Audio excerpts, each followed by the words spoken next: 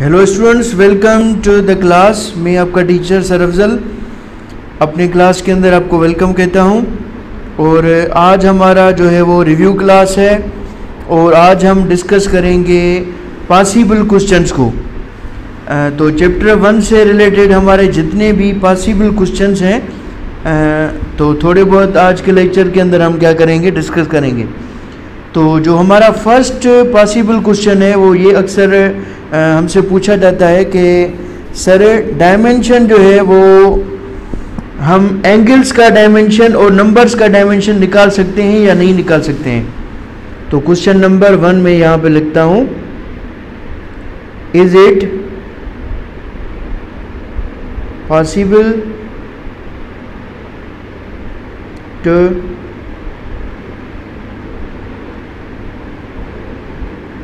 determine the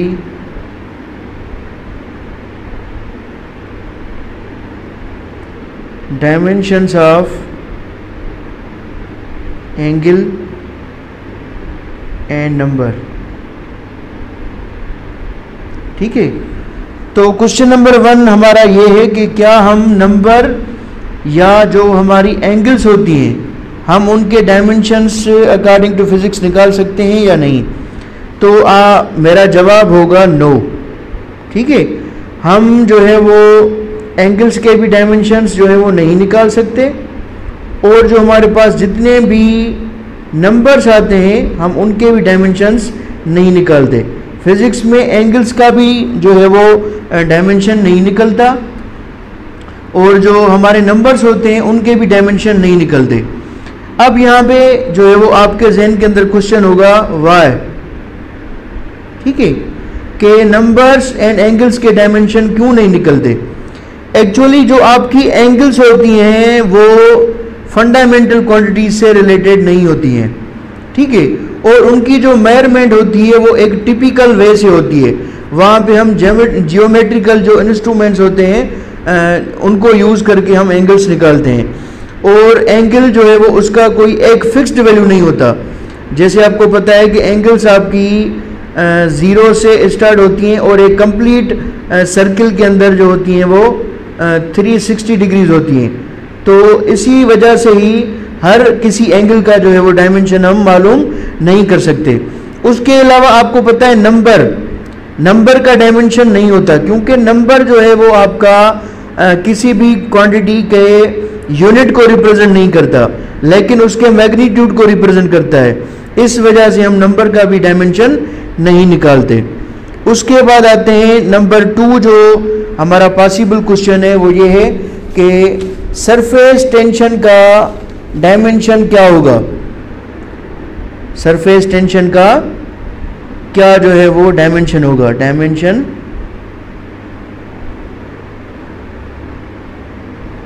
of surface tension, surface tension का dimension क्या होगा। ठीक है, तो सरफेस टेंशन का जो फार्मूला होता है वो आपका इक्वल होता है सरफेस टेंशन इक्वल होता है फोर्स पर लेंथ के। ठीक है, आपका जो सरफेस टेंशन होता है ये इक्वल होता है फोर्स पर लेंथ के। अगर हम फोर्स के यूनिट की बात करें तो आपका फोर्स इक्वल होता है kg इंटू मीटर पर सेकेंड स्क्वायर। ठीक है, और लेंथ आपको पता है तो हम यहाँ पे मैं s और t लिख रहा हूँ, ये डिफाइन कर रहा है सरफेस टेंशन को। तो फोर्स की जगह पे यहाँ पे मैं क्या पुट करूँगा, इसके यूनिट्स जो है वो पुट करूँगा ताकि हम इजीली इसका डायमेंशन जो है वो डिटरमाइन कर सकें। तो फोर्स की जगह पे हमने पुट किया kg इंटू मीटर पर second square and divided by the m। ठीक है, आपको पता है यहाँ पे मैं सेम लिखूंगा, st मीन्स सरफेस टेंशन, ये इक्वल हो जाएगा kg इंटू मीटर पर सेकेंड स्क्वायर। अब ये डिवीजन कन्वर्ट होगी मल्टीप्लिकेशन में 1/m। ठीक है, तो यहाँ पे आपका जो मीटर है ये क्या हो जाएगा, कैंसिल हो जाएगा। तो सरफेस टेंशन के जो आपके यूनिट्स बचेंगे वो बचेंगे kg पर सेकेंड स्क्वायर। ठीक है, अगर हम केजी का जो है वो डायमेंशन निकालें तो ये आपका मास होता है और इसकी साइन होती है कैपिटल M, डायमेंशनल साइन। अगर टाइम है या नीचे जो है वो सेकेंड स्क्वायर है तो आपके टाइम का जो डायमेंशनल साइन होता है वो T होता है, तो यहाँ पे जो है वो सेकेंड स्क्वायर है तो क्या हो जाएगा T स्क्वायर। तो सरफेस टेंशन का जो आपका डायमेंशन हो जाएगा वो हो जाएगा M/T स्क्वायर। हम इसको इस तरीके से भी लिख सकते हैं M/T-2, ठीक है। उसके बाद थर्ड जो पॉसिबल क्वेश्चन है कि ये भी इंट्री टेस्ट के अंदर पढ़ाया जाता है और स्टूडेंट्स को रिमेंबर करना पड़ता है कि रेट ऑफ फ्लो जो होता है, सपोज कर लीजिए जितने भी, मैं नेक्स्ट स्लाइड पे जाता हूँ, question number 3, rate of flow, इसका डायमेंशन क्या होगा? ये जहन में रखें, आप किसी भी क्वांटिटी का डायमेंशन जो है वो तब तक मालूम नहीं कर सकते जब तक उसका जो है वो फार्मूला आपको जो है वो रिमेंबर नहीं होगा, ठीक है। तो पहले आपको उसका फार्मूला रिमेंबर करना पड़ेगा, फिर आपको उनके यूनिट्स निकालने पड़ेंगे, फिर जो आपके यूनिट्स कैंसिल हो रहे हैं आपको जो है वो एक सीक्वेंस के अंदर उन यूनिट्स को कैंसिल करना है, फिर ही जाके आपका क्या होगा, डायमेंशन जो है वो डिटरमाइन होगा। तो रेट ऑफ फ्लो क्या होता है? एक्चुअली जितने भी आपके फ्लूइड्स होते हैं उनकी ये प्रॉपर्टीज होती हैं कि वो फ्लो करते हैं, और रेट ऑफ फ्लो का जो फार्मूला होता है वो होता है कि वॉल्यूम पर टाइम, वॉल्यूम पर टाइम में हम इसको डिफाइन करते हैं रेट ऑफ फ्लो को, ठीक है। अब आपको पता है कि वॉल्यूम आपका इक्वल होता है length into breadth into height, और ये इसका जो यूनिट होता है वॉल्यूम का वो होता है मीटर क्यूब, और टाइम का तो आपको पता है इसका यूनिट सेकंड होता है, ठीक है। तो ये बहुत ही आसान जो है वो इसका डायमेंशन निकल जाएगा। मैं यहाँ पे लिखता हूँ रेट ऑफ फ्लो, ठीक है। अब यहाँ पे लिखते हैं वॉल्यूम की जगह पे क्या लिखेंगे, मीटर क्यूब, डिवीजन की साइन, और टाइम जो है वो एक मरतबा है तो यहाँ पे लिखेंगे सेकंड। तो मीटर क्यूब क्या है, डिस्टेंस है, और ये लेंथ है, लेंथ की डायमेंशनल साइन होती है L, यहाँ पे मीटर क्यूब है तो यहाँ पे L क्यूब आएगा, और यहाँ पे टाइम की जगह पे T, तो इसका डायमेंशन हो जाएगा L3/T, या हम लिख सकते हैं L3T इनवर्स, ये भी इसका डायमेंशन जो है वो हो सकता है, ठीक है। उसके बाद ये जो अब 4 पॉसिबल क्वेश्चन है, ये बहुत ही इम्पॉर्टेंट क्वेश्चन होता है जो एंट्री टेस्ट के लिए बहुत इम्पॉर्टेंट है, ठीक है। अक्सर जो है वो टीचर्स एंट्री टेस्ट की जो प्रिपरेशन करवाते हैं वो ये क्वेश्चन जो होते हैं वो रिमेंबर करवाते हैं, और ये क्वेश्चन ये है कि कौन सी जो है quantities having the same dimensions, ये हमें क्या करने पड़ते हैं, याद करने पड़ते हैं। Quantities having the same dimensions, वो कौन सी क्वांटिटीज हैं जिनको सेम डायमेंशंस हैं फिजिक्स के अंदर, ठीक है। तो अगर हम फर्स्ट पेयर की बात करें, ठीक है, तो हमारे पास यहाँ पे टाइम बहुत कम है, ठीक है। अगर आप कहेंगे तो मैं नेक्स्ट लेक्चर में इनके जो है वो सेपरेटली आपको कैलकुलेट करके दिखाऊंगा, हर किसी का डायमेंशन डिटरमाइन करके दिखाऊंगा, लेकिन आप यहाँ पे इनको पहले नोट कर लें, ठीक है। क्वांटिटीज़ जो होती हैं जिनको सेम डायमेंशन होता है, तो उनमें जो पहले क्वांटिटीज़ आती हैं उनमें जो फर्स्ट आपके क्वांटिटीज़ आती हैं वो आती हैं एक स्ट्रेस, ठीक है। स्ट्रेस का जो डायमेंशन होता है वो सेम होता है जो प्रेशर का होता है, ठीक है। तो आपने मैट्रिक में भी पढ़ा होगा, इन दोनों के फार्मूलाज सेम हैं। उसके अलावा जो आपका मॉड्यूलस होता है, या इसको हम कहते हैं कोएफिशिएंट ऑफ इलास्टिसिटी, इनके डायमेंशंस भी जो हैं वो होते हैं, क्या होते हैं, सेम होते हैं। कोएफिशिएंट ऑफ इलास्टिसिटी, ठीक है, इनके डायमेंशन क्या होते हैं, सेम। तो ये जो तीनों क्वांटिटीज़ हैं, इन तीनों क्वांटिटीज़ के डायमेंशन क्या होंगे, सेम होंगे, क्या होंगे, सेम होंगे। और इसके अलावा अगर हम बात करें, ठीक है, इसके अलावा अगर हम बात करें तो जो नेक्स्ट पेयर हमारा आता है डायमेंशंस के हवाले से, जिनकी क्वांटिटीज़ जो डायमेंशन होते हैं वो सेम होते हैं, उनमें जो आते हैं आपका एक आता है वर्क, ठीक है, और उसके अलावा जो आता है वर्क आपको का यूनिट क्या होता है, जूल। तो जितनी भी क्वांटिटीज़ हम जूल्स के अंदर मेजर करते हैं उनके जो डायमेंशंस होंगे वो क्या होंगे, सेम होंगे। वर्क का डायमेंशन सेम है। और इसी तरीके से इंटरनल एनर्जी जो होती है ये भी एनर्जी है, तो इसका यूनिट जूल होगा, तो इसका डायमेंशन भी क्या रहेगा, सेम रहेगा। उसके अलावा आप काइनेटिक एनर्जी पढ़ चुके हैं मैट्रिक के अंदर, इसकी ये भी क्या है, एनर्जी है, इसका डायमेंशन भी क्या होगा, सेम होगा।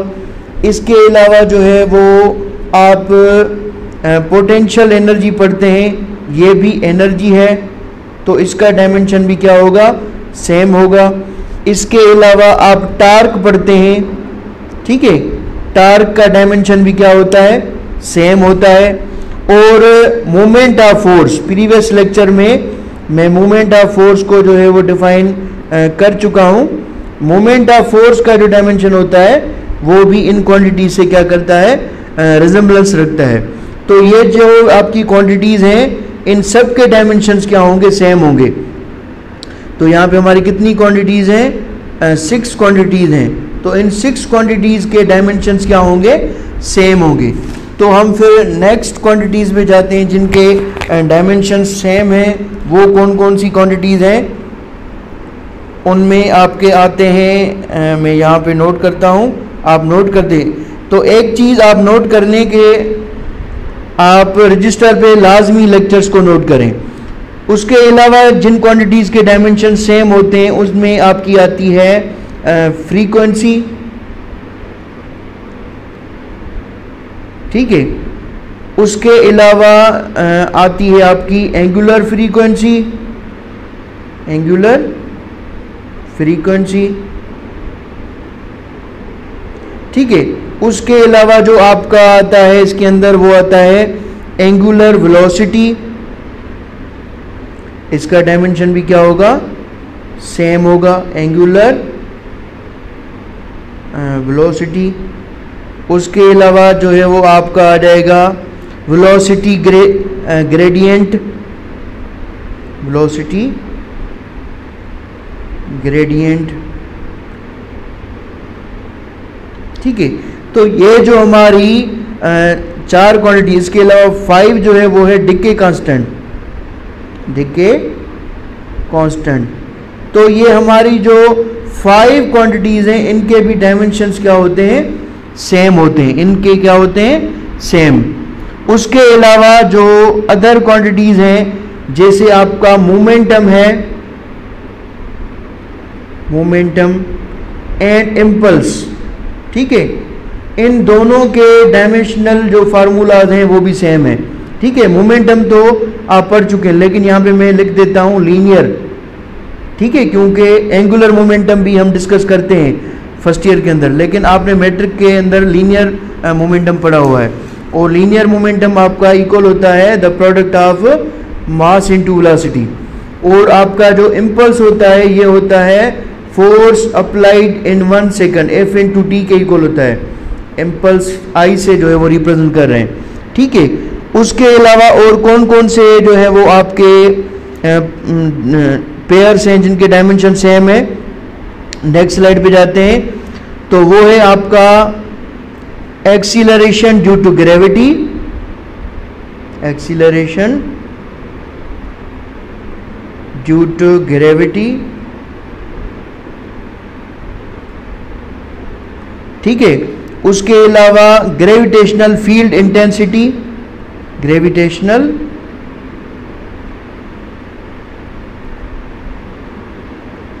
फील्ड इंटेंसिटी, इन दोनों के जो डायमेंशंस हैं, डायमेंशनल फार्मूलास, वो भी क्या होते हैं, सेम होते हैं। ये भी आपको पेयर क्या करना है, रिमेंबर करना है।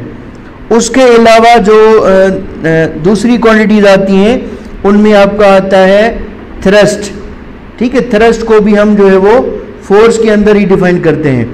और आपका फोर्स आ गया, ठीक है।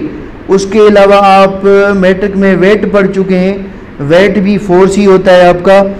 और उसके अलावा आपका एनर्जी ग्रेडियंट जो होता है, क्या, एनर्जी ग्रेडियंट, ये भी आपकी एक फिजिकल क्वांटिटी है।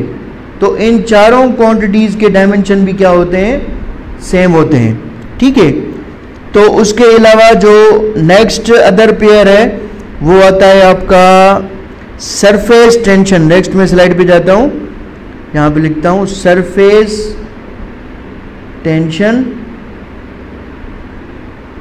ठीक है, उसके अलावा सरफेस एनर्जी जो होती है आपकी, सरफेस एनर्जी, जिसको हम लिखते हैं energy per unit area, energy per unit area.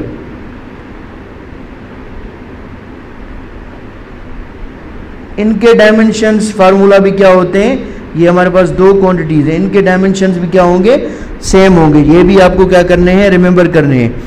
उसके अलावा आपका जो नेक्स्ट पेयर आता है वो आता है latent heat, latent heat.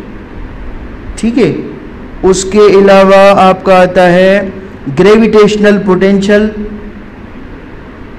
Gravitational potential.